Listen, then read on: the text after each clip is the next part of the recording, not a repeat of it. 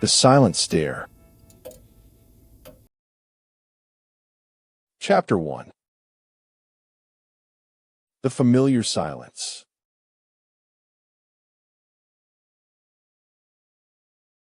As I settled into my new apartment on Elm Street in Willowbrook, a quaint little town nestled between rolling hills and dense forests, the warm summer sun peeked through the curtains, casting an inviting glow over the beige walls of my living room. This fresh start was exactly what I needed, a break from the suffocating city life and its constant noise. Willowbrook's charm had lured me, with promises of tranquility and a chance to rediscover myself amidst nature's serenity. With each box unpacked, a sense of relief washed over me. This place felt like home before I even stepped foot inside. My first few days passed uneventfully, the only sounds being birds chirping outside or the occasional passing car on Elm Street. I grew accustomed to the peacefulness, spending evenings reading in my favorite armchair by the window, watching twilight descend slowly over the trees. One evening, as the sky transformed into a canvas of pinks and oranges, I noticed an unusual stillness within myself, a feeling akin to being watched. My gaze drifted towards the corner of the room where shadows danced across the wall. A flutter in my chest hinted at something more than just my imagination playing tricks. The sensation persisted, a piercing awareness that made me turn around twice before recognizing no one or nothing was there. Days blended into weeks, and I grew accustomed to these fleeting moments of unease, dismissing them as habituated paranoia from city life catching up with me. Nighttime brought a different kind of discomfort. Every creak in the old wooden floorboards startled me. It wasn't until the third night, when a gentle breeze rustled my hair while I read under a lamp, that a chill crawled down my spine and goosebumps prickled my skin. I glanced around, expecting to see a silhouette or a ghostly apparition, but found nothing out of place. Shrugging it off as imagination gone wild again, I returned to the pages in front of me. The following days slipped by without incident until one evening, darkness gathered outside, and an eerie silence filled my apartment. My book fell from numb fingers. A page fluttered loose, swirling in the still air. A chill swept over me as unblinking eyes appeared where shadows danced on the wall, their piercing gaze fixed on mine. I froze. Time seemed to halt as those orbs held their silent stare, an unsettling intensity that made my blood thicken. My breath caught. This was no mere trick of the mind. The eyes glinted with a pale blue light, almost iridescent against the inky blackness. They never blinked or shifted, holding me captive. I swallowed hard but couldn't tear my gaze away. Those unnatural eyes lingered until they vanished into darkness as suddenly as they emerged, leaving behind a lingering sense of unease and the unmistakable feeling of being watched long after they were gone. I didn't sleep that night, anticipating their return. Every creak in the floorboards made me jump, each shadow an adversary. They came back. Those eyes reappeared, closer than before. My heart raced as I edged towards the lamp, the light casting eerie shadows across the room. The figure remained still, watching silently. In a flash of instinct, I darted to the bedroom door and barricaded myself inside with a chair, my breath coming in ragged gasps. Days became weeks. Nights were spent pacing, searching for an answer to this silent stalker. I never caught them in action, only glimpses, a glimpse of a pale face or a hunched shoulder where there should be none. Nothing more than whispers against the walls. My mind played tricks on me, yet those eyes still haunted my dreams. One fateful night, as moonlight painted eerie patterns on my floor, I heard it, the unmistakable scrape of wood against wood from outside my bedroom door. A slow, deliberate scratching that echoed through the apartment like fingers tracing an outline. Each scratch carved out a rhythm in time, with my racing heart steady and deliberate. My hands trembled as I reached for my phone, fingers hovering above 9.1.1. But what would I tell them? The scratching stopped as abruptly as it began, leaving me gasping for air. In the weeks that followed, the stalker's appearances grew more frequent. Darker silhouettes darting around corners or disappearing into thin air when caught in my sight. Shadows seemed to twist and contort as if alive, swirling with an unnatural life of their own. My skin crawled at every creak from beneath my feet. They watched me sleep. I was certain of it, a silent guardian in the darkness.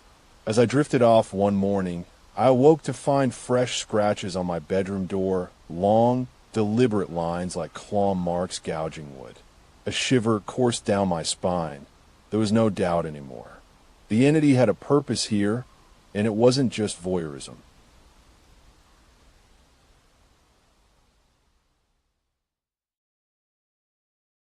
Chapter 2.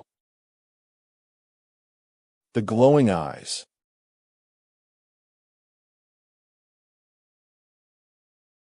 Days blurred into weeks of restless nights and paranoid days as the stalker's visits intensified. I'd glance up to find them in every corner, a shadowy form hunched over my book or watching from beneath the bathroom door's narrow slit. In the dark, those unblinking orbs were all I ever saw, eyes glowing like lanterns in the void. Their presence was suffocating, making it hard to eat, sleep, and even think clearly. Strange occurrences plagued me. The books falling from my shelf, a misplaced vase, or finding a door slightly ajar. Each incident added to an unsettling pile of evidence that I couldn't ignore anymore. The figure would appear without warning, silent as a ghost, yet unmistakable in the darkling corners of my apartment. My life was no longer mine. I began tracking their appearances on a calendar, noting each encounter with dread and disbelief. It had been 10 days since I first felt those eyes upon me. This morning's sighting added another date to my tally, a shadowy figure leaning against the doorframe in the kitchen. It didn't move or react when I flung open the door. The unblinking stare bore into mine, sending a shiver down my spine. There was no mistaking the intent behind those eyes, malevolent curiosity or something far more sinister. My skin felt like ice. Sweat beaded on my forehead as I stood frozen, heart pounding in my ears. One fateful morning, while making coffee, it lingered by the stove, a dark form barely discernible from the gloom. Its gaze met mine, and for an instant, our eyes locked, my own wide with fear. A shiver racked through me as those orbs held their steady vigil before vanishing into darkness once more. The stalker had grown bolder or braver, its confidence unnerving.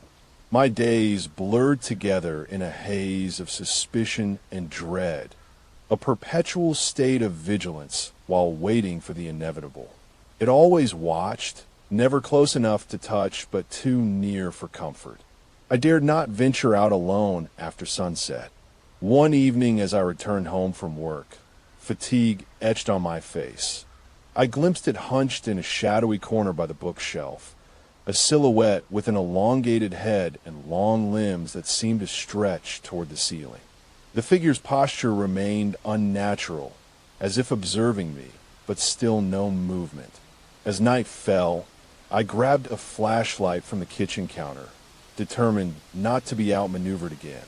Stepping into the dimly lit room with trembling hands, I aimed the beam at where it sat.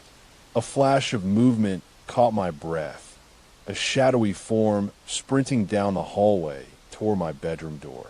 In that moment, a new sound filled my apartment, the scrape and scuttle of nails on wood, frenzied scratching against the bedroom door, growing more frantic by the second.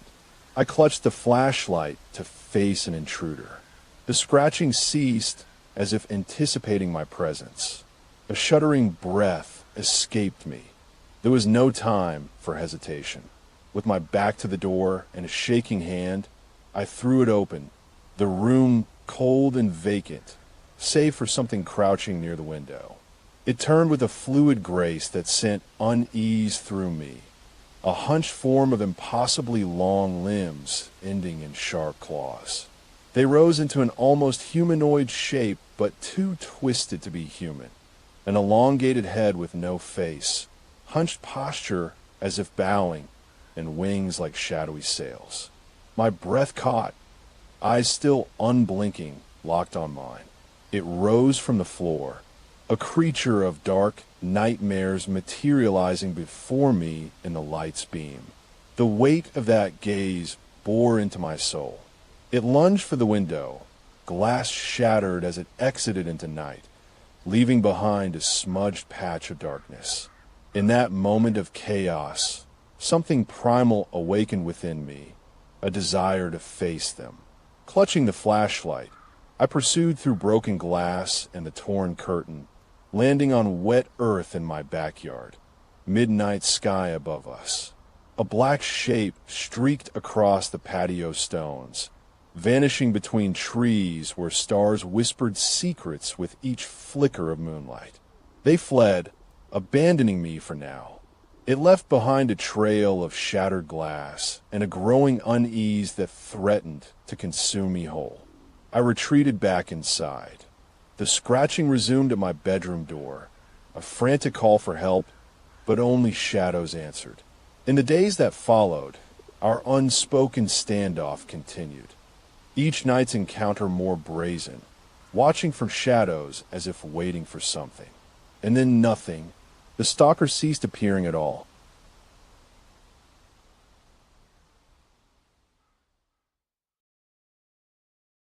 Chapter 3. The Unwanted Visitor.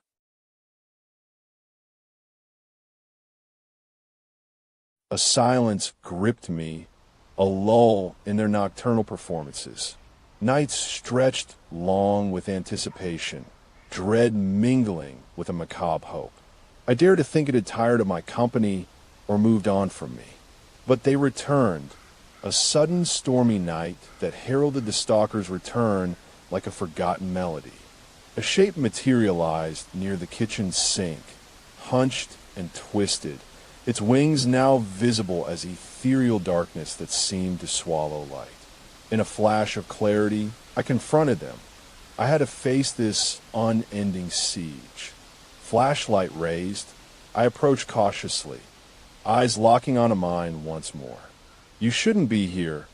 I spat at the figure huddled by the sink, a twisted being with an elongated head and claws that gleamed in my light as they rose to their full height, standing before me at last. A creature from nightmares. I stumbled back until my shoulders met the wall. The stalker, no longer a shadow, but a palpable presence that filled space. "Why are you here?" The figure raised its gaze, and a deafening silence followed, an answer not forthcoming. A gust of wind extinguished the flashlight's beam, plunging us into darkness. In the sudden blackness, I grabbed my knife, a futile defense against ancient evil. They stepped closer, wings spread wide, their ethereal form filling my doorway. A nightmare made flesh and shadow, dark wings swishing in a languid arc. Their posture shifted, the hunched spine straightening, head tilting as if studying me. It took a step, then another, a relentless march toward me under the moonlight streaming from my bedroom window. In an unspoken understanding, I retreated until back pressed against wood, heart pounding out a frantic rhythm in my chest. Its gaze never wavered. Mine darted between its face and the knife, trembling in my hand. It reached for me, claws extended with hunger or curiosity. The stalker's silence was unnerving, their form blurring as it rose into the beam of moonlight. An eerie quiet reigned until the creature spoke. A voice like a low rumble from the depths of an abyss. You are mine now. I'd never imagined such words spoken by something that wasn't human. The stalker had become it. They leaned forward, wings folding, and they reached for me with those claws, longer than knives, a monstrous embrace. I screamed, but a voice boomed in my mind, a language of shadows, mine. A night wind carried it away into the stormy sky. The first rain in weeks, leaving behind only scratches on glass and splinters of shattered wood. I waited out in inky blackness, searching the patio for any sign, dreading what lay beyond my door. As I lit each room with candles, something emerged, a twisted form, wings at rest, eyes fixed upon me, their gaze now almost human, hungry or hopeful. The stalker's posture changed as it spoke. Mine, mine. A gust bore through the patio, carrying them away into rain-soaked darkness.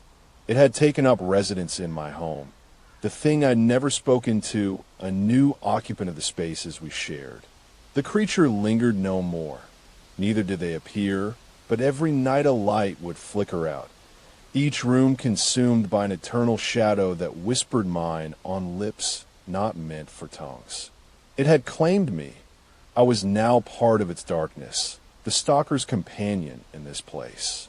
I waited with dread, knowing what awaited, a new life with the creature, bound to a presence that haunted me long before they ever took shape.